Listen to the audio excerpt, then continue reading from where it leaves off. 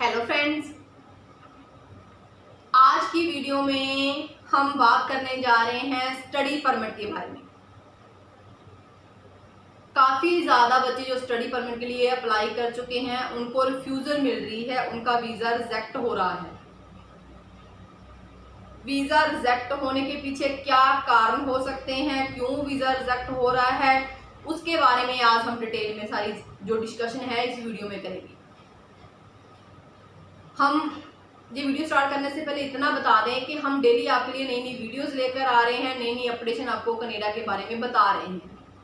अगर आप चाहते हैं कि ये सारी वीडियो सबसे पहले आपको मिले और सारी जानकारी आप घर बैठे ले सकें तो हमारे चैनल को सब्सक्राइब ज़रूर करें ताकि सारी वीडियो सबसे पहले आपको मिल सके। अब हम स्टार्ट करते हैं आज की वीडियो। आज की वीडियो में बात करने जा रहे हैं हम स्टडी परमिट के बारे में कि रिफ्यूज़ल बच्चों को क्यों मिल रहा है। इसके पीछे काफ़ी हद तक बच्चों की खुद की गलतियां हैं।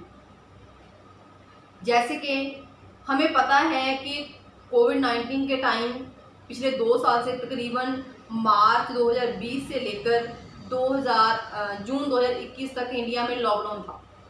तो लॉकडाउन की वजह से काफ़ी बच्चे घर बैठे थे, काम नहीं कर रहे थे। लेकिन इस टाइम के दौरान भी काफ़ी बच्चों ने जाली डॉक्यूमेंट बना के अपनी एप्लीकेशन के साथ लगाए कि हम ये काम कर रहे थे या हम ये काम कर रहे थे। तो ये क्या है, इससे क्या है, आप वीज़ा ऑफिसर्स को मिसलीड कर रहे हो, क्योंकि ये जो कोविड-19 का टाइम था इसके बारे में पूरा संसार जानता है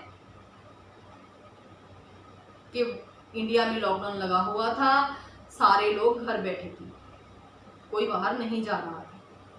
तो ऐसे सर्टिफिकेट लगाने की बजाय ना, अगर आप अपने कवर लेटर में ये लिख देते कि लॉकडाउन की वजह से आप ऑनलाइन क्लासेस लगा रहे थे या वर्क फ्रॉम होम कर रहे थे या फिर आप कोई भी काम करने में समर्थ नहीं थे, कोई भी काम नहीं कर सकते थे, तो आपका ये जो केस है वाजिब समझा जा सकता था।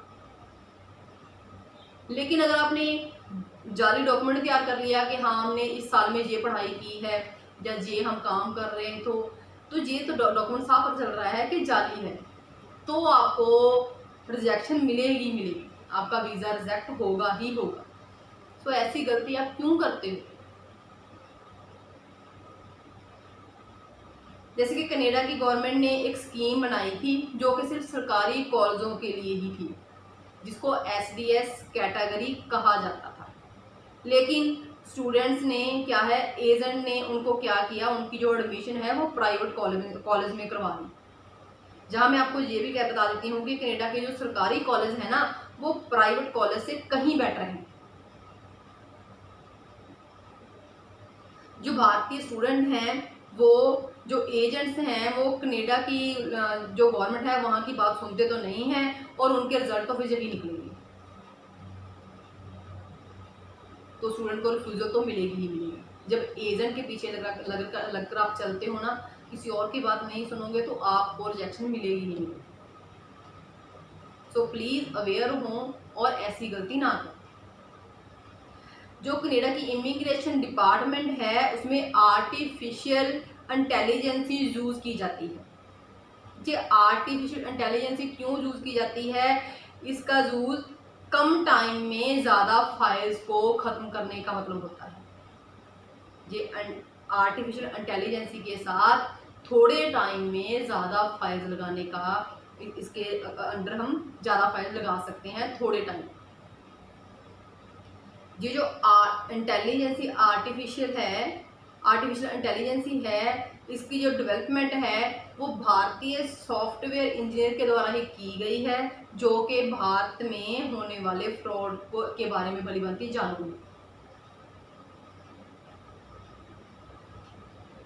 अगर आपके पास आपकी तरफ से आपका पासपोर्ट, डेट ऑफ बर्थ आपकी, आपका आधार कार्ड, बैंक में अकाउंट खोलते समय दी गई आपकी जानकारी, पुलिस क्लियरेंस सर्टिफिकेट में दिए गए जो भी आपके आंकड़े हैं, और मोबाइल का सिम जो है वो आपके नाम पे ना होना, और बैंक का अगर आपने कहीं लोन लिया हुआ है आपने वो वापस नहीं किया, और आपका जो क्रेडिट कार्ड आपने लिया हुआ है उसकी हिस्ट्री भी आपने ख़राब कर रखी है, सही टाइम पे उसकी जो किस्तें होती हैं वो वापस आपने नहीं की, और आइलेट्स में आपने कम से कम 6 बैंड नहीं लिए, और वीज़ा की एप्लीकेशन के टाइम आपने क्या किया, जब अपने लेटर ऑफ एक्सेप्टेंस में तो आपने अनमैरिड अपना स्टेटस शो किया हुआ है, और वीज़ा की एप्लीकेशन में अपने अपना स्टेटस मैरिड शो कर रहे हो।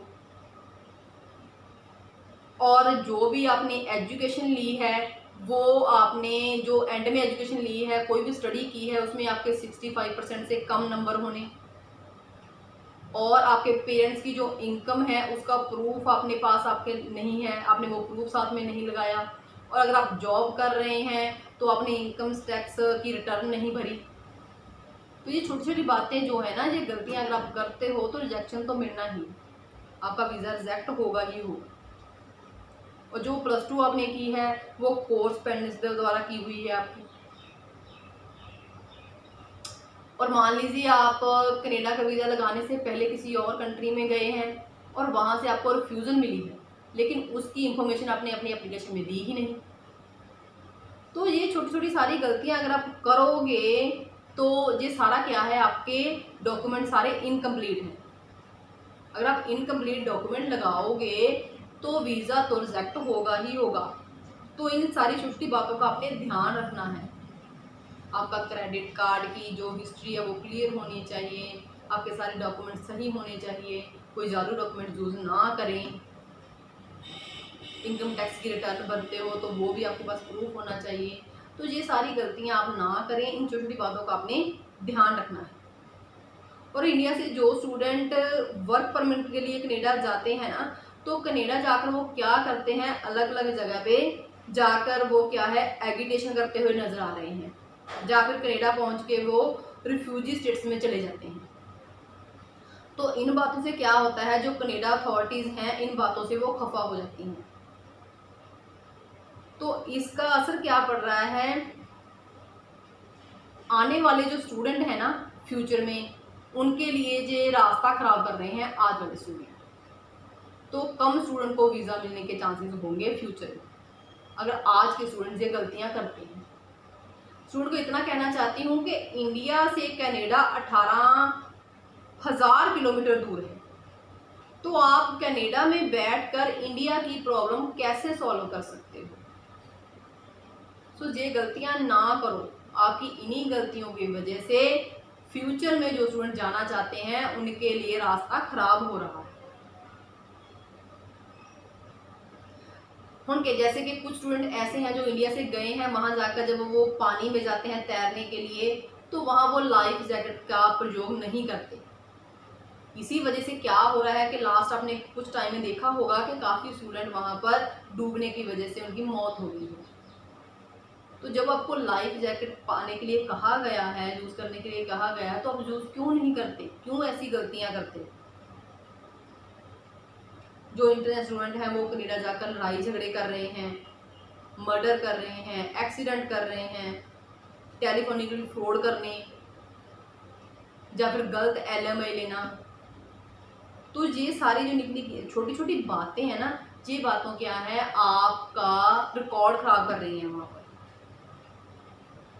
जो भी अपने इमिग्रेशन फ्रॉड के जो चांसेस हैं जो ज़्यादा बढ़ रहे हैं, तो इनकी वजह से जो फ्यूचर में स्टूडेंट वहाँ जाना चाहते हैं उनके लिए रास्ता खराब हो रहा है, और फ्यूचर में कम वीज़ा मिलने के चांसेस लगते हैं।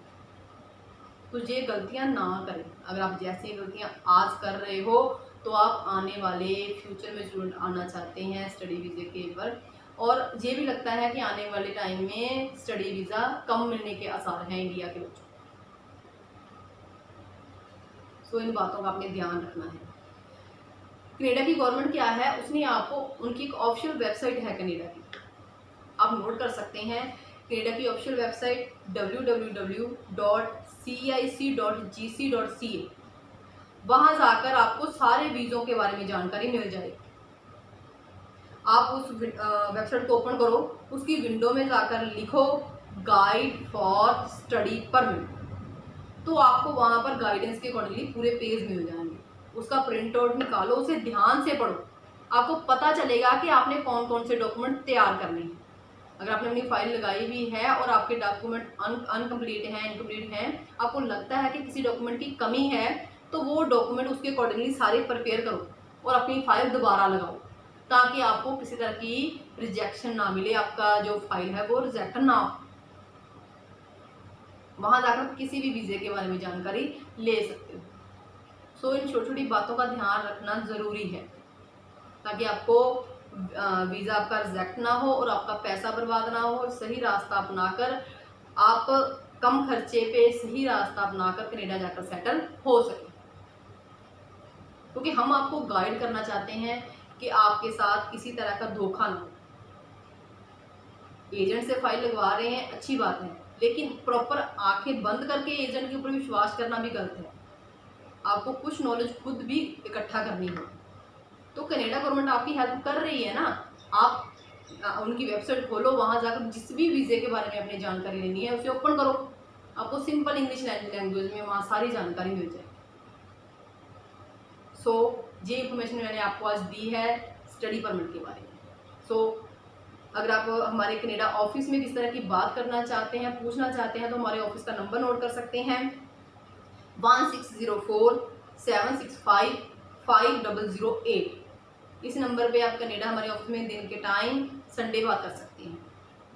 और अगर आप हमारे ऑफिस में पटियाला में बात करना चाहते हैं तो हमारा नंबर नोट कर लीजिए 9888295000। और अगर आप हमारे ऑफिस में आकर मिलना चाहते हैं तो ऑफिस का एड्रेस नोट कर लीजिए C174 near Toyota car agency, focal point, Patiala. So और ज़्यादा अपडेट्स लेने के लिए चैनल को सब्सक्राइब करें और वीडियो को लाइक और शेयर जरूर करें, ताकि ये वीडियो उन बच्चों तक जरूर पहुंचे जो अपनी स्टडी वीज़ा अप्लाई करना चाहते हैं और उनको पता चले कि उन्होंने ये गलतियां नहीं करनी। Thank you.